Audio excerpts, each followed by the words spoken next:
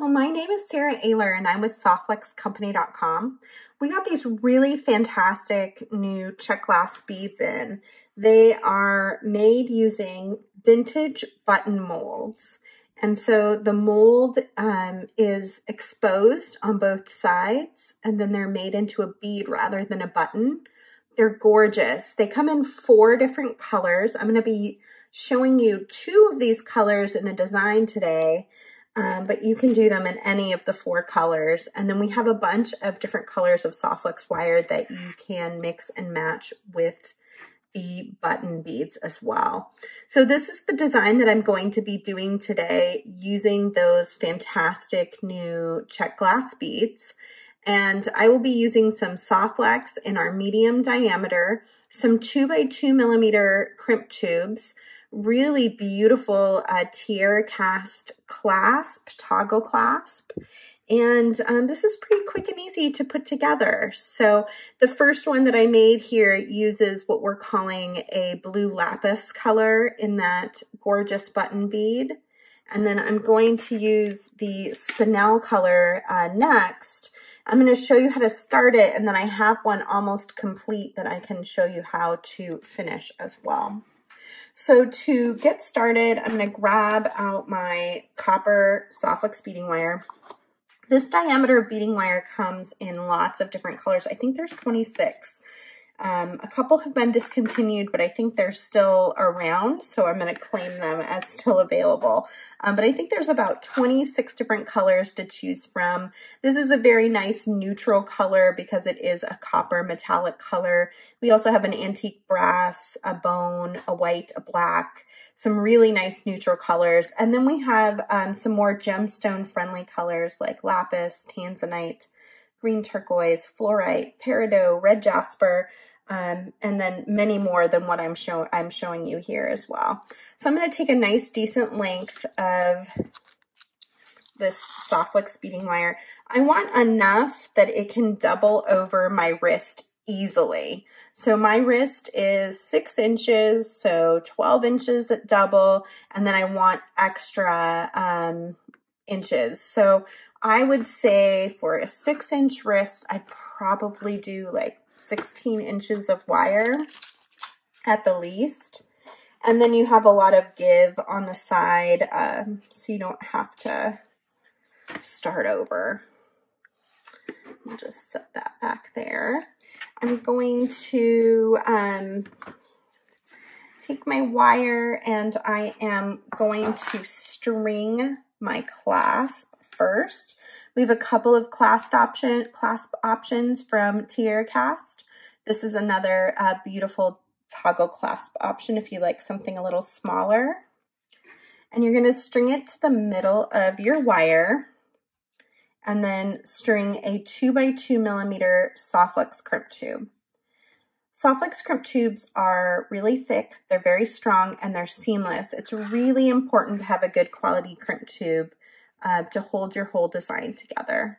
So I'm going to bring that up to my clasp, leaving enough wiggle room that this can move around, straightening out my wires inside my crimp tube so they're running side by side. And then I'm going to grab my magical crimping pliers. Center your crimp tube inside of the plier and compress. The first time should give you what looks like a little 4-corner ravioli. You're going to turn it on its side and compress again and just go around it several times, compressing the edges of the crimp tube into a round ball. So it looks like that, and then it's a really nice strong hold as well. So now I'm going to look at my wires and I'm going to kind of figure out which one's on the bottom and which one's on the top. And you can see when I crimp them, they did kind of twist just a little bit. That'll be okay. I'm going to use this one as my bottom wire. So I'm going to pick that one up and string my first bead.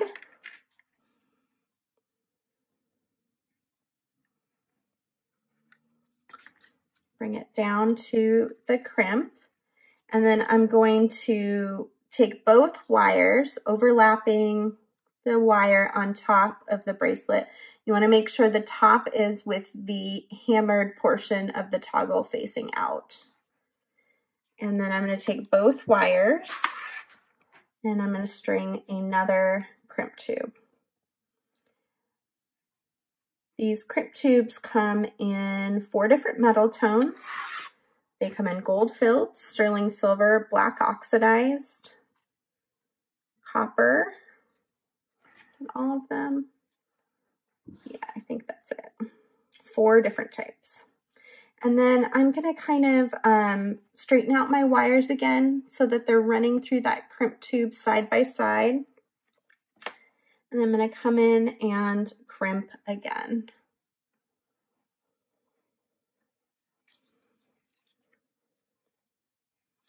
And then you just keep going on down the bracelet. You can see the back doesn't have a wire. The front does have the wire, which just adds a little bit of a interesting element to your bracelet. Exposing the wire and kind of making it a part of the design rather than just a stringing supply. So as you continue down the bracelet, you're going to get to the end, as I have here. You're going to string your very last bead. Again, kind of looking for what is your bottom wire so that the wire just has its natural, kind of naturally sits on the beads. String your bead with the wire over the top. And then you're going to take both wires. This is going to be the tricky part because these copper crimp tubes, for some reason, have the smallest inside of all 4 metal tones, but they do fit the 019 medium wire 3 times. So I'm going to take one of the wires. I'm going to string it into the second half of my clasp. And then I'm going to very carefully string it back into that crimp tube. And you may have to really stuff it in there to get it to come through, but it will come through. You can even take your magical crimpers and just kind of pull on the end here. Oh. Of course, you want to get your clasp on the outside of the loop though. So let me fidget with that.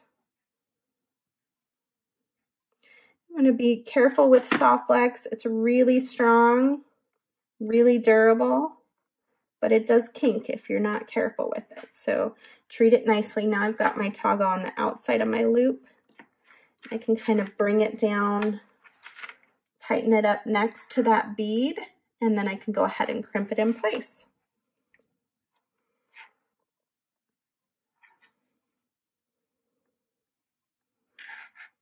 You want to go around the whole thing.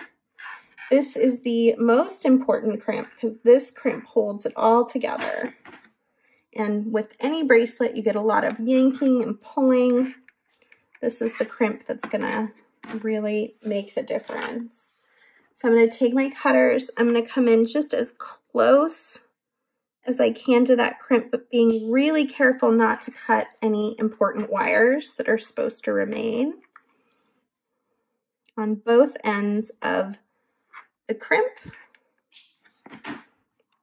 And there we go. Got an extra special bracelet. It's got just a little bit extra ornamentation, a little extra color. I really like the copper with this beautiful spinel color of bead. And it looks really great with the lapis too. I would guess it probably would look good with any of the colors. Purple, champagne, or these two. Obviously, it looks great. Thank you for joining me today and checking out our video. Please subscribe to our YouTube channel to see more videos like this. Please click to like this video if you enjoyed it. We definitely appreciate your feedback, and I love when you can leave a comment, and I always try to respond. So feel free to comment with any questions or thoughts of maybe what you would do if you were doing this design.